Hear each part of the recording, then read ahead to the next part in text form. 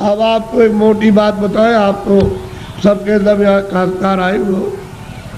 एक महात्मा जी जंगल में चले गए, खेत पकने वाले थे, ये गेहूं और ये सब चना और जो पकने वाली थी, तो पेड़ के नीचे बैठ गए।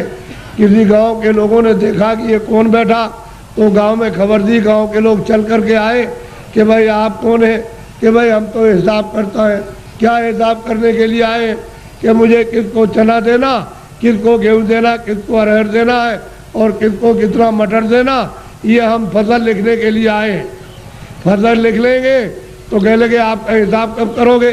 कह लगे जब काट कूट करके ले आओगे और जब तुम मार मूड़ करके गेहूं चना मटर अरहर निकालोगे तो मैं हिसाब करने के लिए आ जाऊंगा। मुझे जिसको जितना देना है उतना ही। तो उन्होंने लिख लिया। तो लोग पूछ रहे कि हमको कितना देना है? 40 मन, 80 मन, 100 मन, 60 मन, सबने लिख लिया। अपना लिख करके लेके चले गए।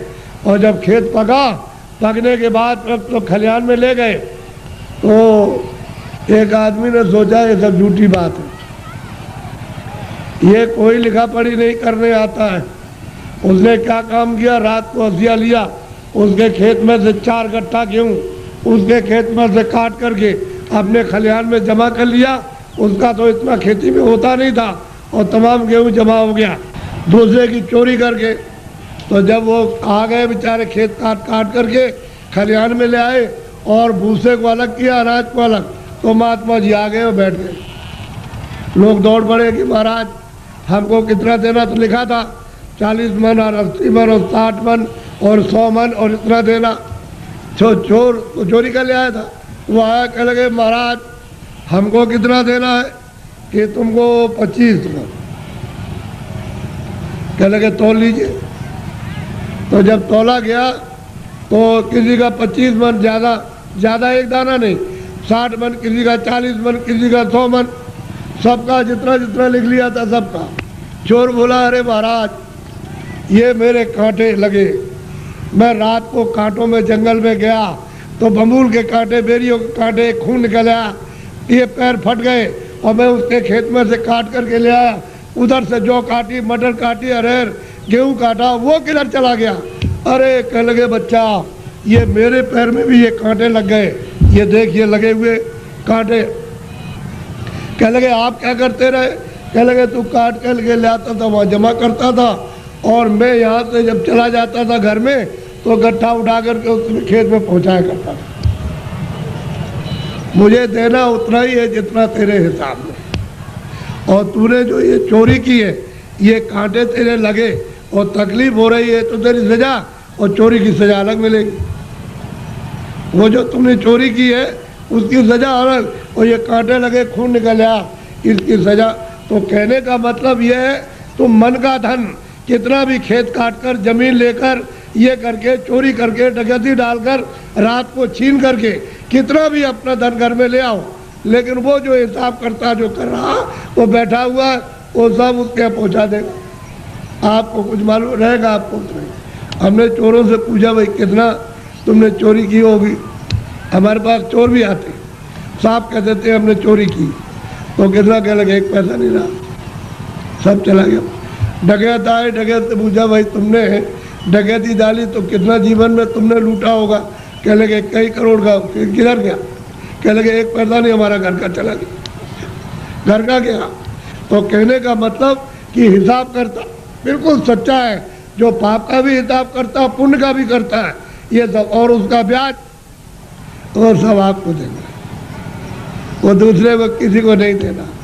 इसलिए ये मनुष्य शरीर अनमोल है, ये बार बार नहीं मिलता। आपकी बार परमात्मा को प्राप्त करने के लिए इस जीवात्मा को इस जड़ से, इस शरीर से निकालने के लिए आपको ये दिया गया, और उसने कह दिया है कि मैंने तुमको साफ सुथरा मकान दिया है, जैसा हमने दिया वैसे हमको दे देना। फिर जब वो खड़ा हो जाएगा और तुमने गंदगी भरी तो फिर तुमको मार मार करके इतना मारेगा कि तुम्हारी नस नस को तोड़ देगा, और इतनी पीड़ा होगी कि जन्मत मरण दूसरे तो कोई, जन्मने मरने में अत्यंत पीड़ा होती है। और उसको निकाल के बाहर करेगा और कहेगा चलो हिसाब कराएं। हिसाब करेगा तो तुम्हारा बताएगा देखो इतनी चोरी की, इतने जानवर मारे तुमने, इतना धोखा दिया, इतने बेईमानी की, तुमने कोई भी पुण्य नहीं किया अपने जीवन में, और चलो इनको ले जाओ उस नर्क में डालो, वहाँ जा करके उस योनि में बंद करो इसको। तो बताओ आप क्या करोगे? बोलो आप करोगे क्या? उससे बच जाओगे? इसलिए जिन जिन देवताओं की आप पूजा करते हो उनसे ये प्रार्थना करो कि हमको ये सद्बुद्धि दो कि हम, मतलब ये है कि कोई धोखा, किसी को बेईमानी ना करे, धोखा न दे और अच्छे काम करे। सद्बुद्धि रहेगी तो अच्छा काम करो, आप मेहनत का काम करो, बच्चों की सेवा, आएगा एक सत्कार, और फिर उसके बाद भजन करो कि भजन करने की हमको सद्बुद्धि दीजिए कि कोई महात्मा मिल जाए, या आप ही मुझको रास्ता बता दीजिए तो मैं भजन करने लगूं। तो महात्मा कोई ना कोई मिल जाएंगे, वो रास्ता बता देंगे मनुष्य मंदिर में। तुम फिर भजन सच्चा करना अपनी जीवात्मा से परमात्मा का, तब देखो दिमाग ज्ञान चक्षु खोल जाएगा। और यही से बैठ करके रोज स्वर्ग जाओ, रोज रोज वैकुंठ जाओ, और वहाँ ब्रह्मा से मिलो और विष्णु से मिलो और शिव से मिलो। लेकिन आप बाहर से इन चर आँखों से आपको क्या पता है, इधर से गए उधर धोखा देने लगे, उधर किसी का खेत लूटने लगे, किसी को मारपीट करने लगे, तो फिर देवता की पूजा क्या हुई? ये मनुष्य शरीर फिर नहीं मिलेगा आपको, अमोला अब दे दिया गया। इसलिए इसको बचाओ। अभी तक जो कुछ भी किया है गुनाह, अब उनको तो छोड़ दो, अच्छे काम करो, अच्छे काम करो, जीवात्मा को जन्म मरण से बचाओ, 84 से नरकों से, नहीं तो ये जाने वाली है। और मनुष्य शरीर ये खाली होने वाला, ये तो किराए का मकान है। ए बच्चे बच्चियों, ये किराए का मकान है, वो ये नहीं देखा गया 2 बरस का है, 4 बरस का है, 10 का है, वो 20 साल का है, 50 का, 100 की पूंजी आपको दी जाती है। जिसकी पूंजी खत्म हुई और फिर खड़ा हो जाएगा, निकलो उसी वक्त निकाल के। तुमको खेत में रहोगे, खेत में, बाहर रिश्तेदारी में आ रहे रास्ते में, वहीं पर उसी जगह पर सो रहे हो, उसी जगह खा रहे हो, पूंजी खत्म हो गई, उस जगह निकाल बाहर करें। बताओ फिर आप क्या ले आए थे? अच्छा क्या ले जाओगे बताओ? ये किराए का मकान हमारा भी है, हमको भी है खाली कर दो, क्या हम ले जाएंगे? हमारा ये भी नहीं जाएगा, इसके साथ कुछ और जाएगा, एक सुई की नोक नहीं जाएगी। जब ये नहीं जाएगा, वो सामान तो वो पड़ा, ये पड़ा, इसको उठा करके उधर जंगल में फूंक देंगे, उधर ले जा करके, और न ये सामान मिलेगा और न ये उससे मिलेगा, न ये उसको देख सकता है, न सामान इसको देख सकता है। ये भी जड़ है और सामान भी जड़ है। तो फिर चेतन में आप बेचारे, चेतन को आपने क्या किया? गड्ढे में डाल दिया। इस चेतन की पूजा तब होगी जब चेतन को जगा लो, जीवात्मा को जगाओ, और दरवाजे पर दोनों आंखों के मध्य में जाग जाए, उसकी गंदगी दूर हो जाए, तब परमात्मा की पूजा करो, तब मिले। सुलभ है, सीधा है, आसान, सब कर सकते हैं, स्त्री बच्चे पुरुष, खेत में खलिहान में, घर में, सुबह और शाम।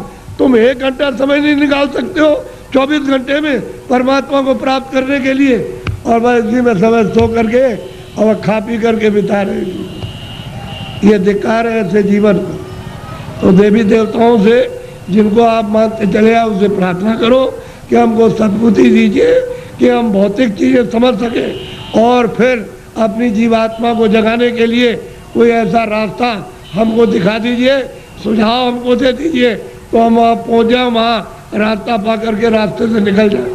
तब ये जीवात्मा की गति यानी होगी छुटकारा, तब इसको छुटकारा होगा, तब मुक्ति और मोक्ष मिलेगी। नहीं तो परमात्मा क्या कुछ भी नहीं प्राप्त कर सकते हो, न देवी देवताओं के पास पहुँच सकते हो, न स्वर्ग वैकुंठ में, न मनुष्य पा सकते हो। तो ये भटकती रहेगी जीवात्मा। जैसे पशु पक्षियों में वो भी तो जीवात्मा यही है, इसी मनुष्य शरीर से उसमें बंद की गई। ये कुत्ता हो गए, बिल्ली हो गए, गधा हो गए, चूहा हो गए, ये इसी में से गए। अब उसमें भोगने के बाद फिर इसमें आएंगे तो फिर वही काम करो, फिर उसी में जाओ। तो बस यही रहेगा आना और जाना, रोज चिल्लाओ और कोई तुम्हारी सुनवाई नहीं। अरे कोई सुनता है? आदमी को जंगल में मार रहा, तुम सुन रहे हो उसकी तकलीफ को? पशु बीमार है, उनको आप मार रहे हो डंडे से, और चलो चलो, उसको बुखार चढ़ा, सिर में दर्द है, उसको भूख लगी है, प्यास लगी, वो बेचारा, तुम उससे पूछ रहे हो कि तुमको प्यास लगी है, वो बता देगा। अरे मनुष्य शरीर अमूलक है, ऐसा शरीर फिर मिलेगा नहीं। और कोई ऐसे काम, कोई कर्म नहीं कर रहे हो जिससे मनुष्य शरीर पा जाओ। जो भी कर्म करते हो मनुष्य शरीर से नीचे जाने के, चारों खानों में जाने के और नरकों में जाने के काम कर रहे हो, तब आपको उस समय पर कोई बचाएगा नहीं, न रिश्तेदार, न भाई, न बहन, न पति, न पत्नी, न बच्चे, न बच्चों को माँ बाप, कोई न धन न दौलत, कौन इसको बचाएगा आकर? सब ये अलग अलग पड़े, सब अलग हो जाते हैं। इसलिए आप लोग थोड़ा सा कुछ समझ लो कि मैं किस लिए आया हूँ। यहाँ आपके बाईपास पर मथुरा में सत्संग होता है, तो आप जरा सा वहाँ थोड़ा समय दे करके समझ लो। अगर अच्छी चीज़ मिल जाए तो ले लो, और नहीं अपने घर चले जाओ। अमोलक चीज़ मिले तो ले जाओ, और नहीं तो अपने घर में रहो। जहाँ भी मिल जाओ वहाँ चले जाओ, तुमको सुलभ है। मैं आपको ये सलाह दूंगा कि जहाँ भी उस परमात्मा को प्राप्त करने वाले महात्मा इस मनुष्य रूपी मंदिर में मिल जाए, वही चले जाइए। तो ये खड़ेर हो गया है, ये मंदिर, ये मनुष्य मंदिर खड़ेर है, इसमें सब बुरी बुरी चीज़ें भरी है, और उनके द्वारा ये निकल जाएगा तो साफ सुथरा, बड़ा सुंदर, बड़ा अच्छा लगेगा उस समय पर। और जीव आत्मा जाग जाएगी तो जगमग जगमग जगमग बजा, अंधेरे का नाम नहीं रहेगा, बाहर भी उजाला, अंदर भी उजाला। तब आपकी समझ में आएगा ये संसार क्या है। नहीं भूल भुलैया है, ये छाया, क्षमा करना, ये छाया से लड़के छाया, स्त्री छाया, पति छाया, ये मकान छाया, जमीन छाया, ये पशु छाया, छाया, इसमें से जीवात्मा निकाल दी तो ये पड़ा हुआ क्या करोगे? छाया का रो रहे हो, मेरा बच्चा, मेरा पति, मेरी पत्नी, मेरा माँ, मेरी अरे छाया किसके लिए होते? छाया के लिए। उस जीवात्मा के लिए रोए, उसके लिए सोचा कि इसके अंदर कौन है। अरे भाई मन नहीं, बुद्धि नहीं है, चित्त नहीं, शरीर नहीं, हाथ नहीं, पैर नहीं, आँख नहीं, अरे वो जीवात्मा क्या चीज़ है जो इसमें से निकाल के अलग कर दी? शरीर तो ये पड़ा है, आँख भी है, कान भी, बोलता नहीं, सुनता नहीं, देखता नहीं, हाथ नहीं हिलाता, और तुम मतलब ये कि इसमें माया की छाया में पड़े हो, मेरी मेरी आय मेरी, ऐसे चले जाओगे आया करते, और कुछ मिलने जुलने वाला नहीं है। इसलिए महात्माओं का सत्संग जरूर सुनो। वो ये नहीं कहते पूजा करो आप देखो, लेकिन उनसे प्रार्थना करो हमको सद्बुद्धि दो, सच विचार दो हमको, और हमको अच्छे कर्म का रास्ता मिले। हम चोरी चमारी इसको बंद कर दे, हम झूठ बोलना, धोखा देना, बेईमानी करना, हमारा काम, हमारा क्रोध, हमारा लोभ, हमारा मोह छूटे, और हमको कोई मिला दीजिए किसी से जो मनुष्य शरीर में आकर रास्ता बता नहीं, आप बता दीजिए। देवता से कहो आप ही बता दो कि ये रास्ता जाने का है भगवान के पास। अगर नहीं बता सकते हो तो फिर किसी महात्मा से मिला दो। हमने इसलिए तुम्हारी पूजा की और तुमको माना कि हमारा आत्म कल्याण हो जाएगा, जन्म मरण से बच जाएंगे, 84 नरकों से बचेंगे। अगर देवता नहीं तो खोज करो महात्मा, मैं किसी को कुछ कहता नहीं। समझ लो अच्छी तरह से सत्य बात। उसको मछली रहती है, कछुआ रहता है उसी में, जीव जंतु उसी जमुना जी में, उसी गंगा जी में रहते हैं। तो आपको ये जानना चाहिए, आप वहाँ जाते हो स्नान करने के लिए तो पाप आपका धुल जाएगा। पाप तो यहाँ जमा है, यहाँ तो पानी नहीं जाता, यहाँ अग्नि नहीं जाती है। तो ये बताओ कि तुम जब यहाँ, वो कैसे धुलेगा? वो गंगा पानी समुद्र का या तालाब का या कुएं का वो धो नहीं सकता, तो यहाँ जमा है इस जगह पर। अब ऐसा गंगा स्नान, वो गंगा, उसमें स्नान करने वाले महात्मा मिल जाए और आपको दिव्य गंगा में, दिव्य जल में स्नान करा दे तो जीवात्मा तब ये निर्मल हो जाए, पवित्र हो जाए, स्वच्छ हो जाए, तो ये जाग जाए, इसकी आँख खुल जाए। अब इसमें आते हो, फिर चोरी क्यों करते हो? इसलिए करते हो कि जमुना में हम नहा लेंगे तो हमारी फिर चोरी माफ़ हो जाएगी। चोरी वोरी माफ़ नहीं होती, वो तो यहाँ जमा, यहाँ पानी नहीं जा सकता। ये तो शरीर के नाके पर, जीवात्मा शरीर में नहीं है, जीवात्मा शरीर के बाहर, ये यहाँ नहीं है, नाक में नहीं और मुंह में नहीं है, हाथ और पैरों में नहीं, ये दोनों आँखों के ऊपर बैठी हुई है। बस ऊपर में गंदगी उस पर डाल दी, इसलिए रुकी पड़ी हुई है। गंदगी हटा लो, बाहर निकल जाए, छोड़ दे मकान को, जीते जी छोड़ दे। इसलिए आप लोग थोड़ा सा अपना कभी कभी समय, जब ये सुना करो कि यहाँ बहुत भीड़ लग रही है और बहुत लोग आ रहे हैं, तो जरा सा चले आए और सुन लिया, और देखो आकर के कि मैं कैसी पूजा आपको देवताओं की, और फिर उन देवताओं को देखो कैसे आप देखते हो उनको अपनी आँखों से, तब तुम्हारी समझ में आएगा।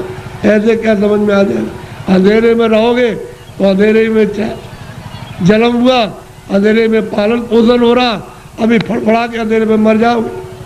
अभी देखते देखते अब तो बूढ़े हो गए, तो अब क्या दिन का साथ है इस शरीर का। अरे किसी दिन भी तुम रात रात में सोते हुए चल पड़ोगे, आप ले जाएगा आपको। अब कहाँ ले जाएगा उसका आपको पता ही नहीं है। इसलिए किसी का साथ करो, किसी जानकार का साथ कर लो। बस साथ कर लोगे तो रास्ता बता देगा कि चलो इस रास्ते से चलो, वो बस चल दो रास्ते से, तो आपको मंजिल पर पहुंचना अपने घर में। ये तो घर आपका नहीं, ये तो परदेश है। अगर आपका देश होता तो बच्चे रहते, हमारा शरीर रहता, हमारा मकान रहता, हमारी ज़मीन, कोई पुराना नहीं होता, सब नए रहते। लेकिन आपका मकान है ही नहीं, उसने दे दिया किराए पर, थोड़े दिन के लिए, बस समय पूरा हुआ निकाल करके बाहर कर दिया, बस खत्म हो गया। ये आपका कोई सामान परदेश है, तभी तो दूसरे के देश में निकाले जाओगे। अपने देश में पहुँच चलो, वहाँ आराम से रहना। कोई जलमता मरता नहीं है, न वहाँ कोई हिंदू, न कोई मुसलमान, न दफ्तर है, न खेती है, न दुकान, न कोई बीमारी, न हाल न बच्चे। वहाँ आनंद ही आनंद है। अपने घर में, अपने देश में चलो। ये तो परदेश है। परदेश में आकर के कितने जो और कितने जल बीत गए ठोकर खाते, अभी तक किनारे पर नहीं आए और मनुष्य शरीर पाया और फिर उधर ही लौटे जा रहे हो, नीचे चले जा रहे हो 84 में नरकों में। अरे भाई मनुष्य शरीर में आए, ऊपर चलो अपने घर की तरफ। बड़ा सीधा साधा, तो लड़ो झगड़ो मत, प्रेम से रहो। गांव गांव की लड़ाइयाँ बंद करो, उससे आपको कुछ नहीं मिला। जब गांव में लड़ाई हुई तो घर घर में बैर होने लगा, अब घर घर में लड़ाई होने लगी, और घर घर की लड़ाई अब अपने मन से लड़ रहे हो। और सारा जीवन आपने अशांतमय अपना कर दिया, न सोने में शांति, न कहीं जाने में, न कहीं बैठने में, न किसी से बोलने में, और न किसी देवता के पास में। ऐसा तुमने मकान में ऐसा कुचड़ा बढ़ा, बिल्कुल अशांति की ज्वाला जलने लगी। तो लड़ाई झगड़ा बंद करो, मारपीट बंद कर दो आपस में। घर में प्रेम से रहो सब लोग, भाई बहन, बच्चे बच्चे सब प्रेम से, अगल बगल में प्रेम से रहो। फिर गांव में सबसे प्रेम हो जाए, एक दूसरे के काम आओ, एक दूसरे की सेवा करो, और एक दूसरे का मान मर्यादा, ये सब कुछ रखो। तभी अगर मनुष्य का तुम क्षणिक सुख लेना चाहते हो, शांति और आनंद का, तो आपको मिलेगा। लेकिन ये क्षणिक है। जब तक जीवात्मा मनुष्य मंदिर में जगाओगे नहीं और दिव्य नेत्र नहीं खोलोगे, तब तक तुमको आत्म और परमात्म शांति नहीं मिल सकती। ये कुछ नहीं, ये तो इंद्रियों की क्षणिक, यानी ठंडक आ रही है, उससे मन इंद्रियों के दरवाजों पर बैठ करके वो क्षणिक रस लेता है कि और मिल जाएगा, और मिल जाएगा, धन में और मिलेगा, बच्चे में और मिल जाएगा, इसमें और मिलेगा, उसमें मिल जाएगा, उस काम में, व्यापार में मिल जाएगा। मिलता तब कुछ नहीं, सिवाय तकलीफ के और कुछ आनंद नहीं मिलता। और आपने सब प्रयास किस लिए किया? सुख मिले, हमको शांति मिले, हमको आनंद मिले, और उसमें से इतना सब कुछ करने के बाद न शांति मिली, न सुख मिला, न आनंद मिला, न ज्ञान मिला, और आग जलने लगी। ऐसा जीवन आपका बड़ा ही कलुषित और बहुत ही मतलब खतरनाक, अपनी आत्मा को गड्ढे के गिराने में हो गया है, और दरवाजे बैठ गए जाने वाली।